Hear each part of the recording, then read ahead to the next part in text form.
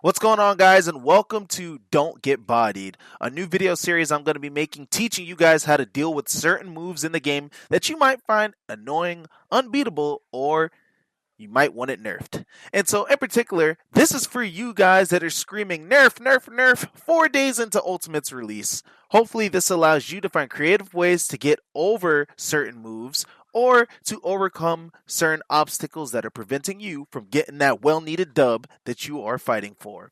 So in this video in particular, we will be going over King K. Rool's special move where he makes use of the crown.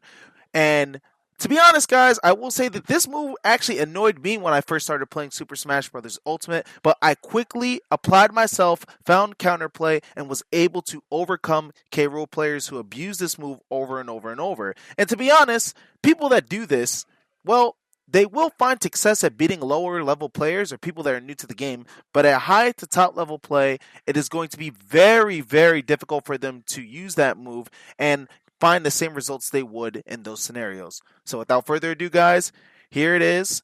Let's get into it, and welcome to Don't Get Bodied, Video 1. King K. Rool wins! K. Rool's crown is annoying in the sense that it takes up a large portion of the stage and he's able to act out of it once the throw animation ends. Due to this, players have a hard time fighting him while trying to keep track of the crown at the same time.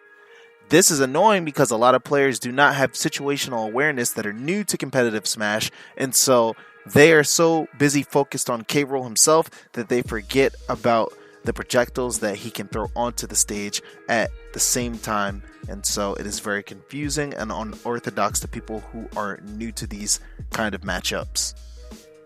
The most common complaint between players about King K. Rool's crown move is the fact that it takes up a lot of the stage and it has 2 hits. So, firstly, you can get hit by the single hit, but even if you try to punish him after getting hit by the single hit, you have to be careful because on the way back, the crown can hit you again. When K. Rool throws his crown, he has a startup animation where he is vulnerable. This can be abused depending on how far you are away from him and from the crown. You can avoid the crown by jumping over it and grabbing K. Rool. However, there is a catch. When you grab K. Rool, it is best to start the throw animation when the crown is just about to hit you. That way you can use the startup invincibility frames from the grab to not get hit by the crown on its return and to punish K. Rool. If you mess up, the crown will hit you and put K. Rool in an advantage state to also follow up and attack you.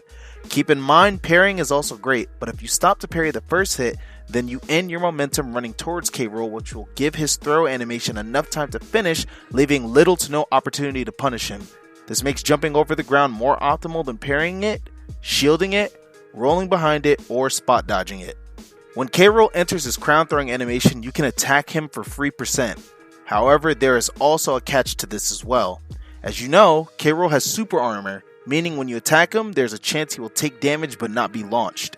This allows him to punish you if you get too close to him, even if you hit him. Discover what moves are strong enough to break through his super armor to launch him. For example, Sheik is not able to launch King K. Rool reliably for fair due to it being a rather weak move with low knockback. I then tried to use Nair here, seeing as it has stronger knockback, but that still isn't enough. These moves will allow K. Rool to punish Sheik. But if I decide to use Bear, one of Sheik's stronger moves, it does damage, knocks K. Rool away into disadvantage, and keeps Sheik safe. When you hit King K. Rool away from his crown, it will make it so that the crown will respawn a small distance away from him. Before it respawns, it is best to stay near him and aggressive so he does not get to it before you. If you take it, he will not be able to spawn a new crown. This will allow you to fight him without the threat of the crown looming, and you can even use it against him in combat. It has great knockback, as you already know, and does good damage, which I'm also sure you know this as well. Leaving the crown on the ground will also not allow him to use his crown toss until he runs over and picks it up. These are ideal situations to fight him because he loses a very valuable tool in his kit. Other characters have moves that are able to counter, reflect, or even take projectiles. So now I'm just going to showcase you a few fighters who have the ability to do these things to K. Rool's crown. Of course, their similar Echo Fighter counterparts can also do this, as well as other characters in the game that are not featured in this video. Thank you guys so much for watching Don't Get Bodied Video 1. how to deal with King K. Rool's crown. I really appreciate you guys taking the time to check this video out, as well as my previous videos. My YouTube channel has been doing very well as of recent, so I'm very happy to see the growth and the support. So thank you guys so much. Again, I really appreciate it.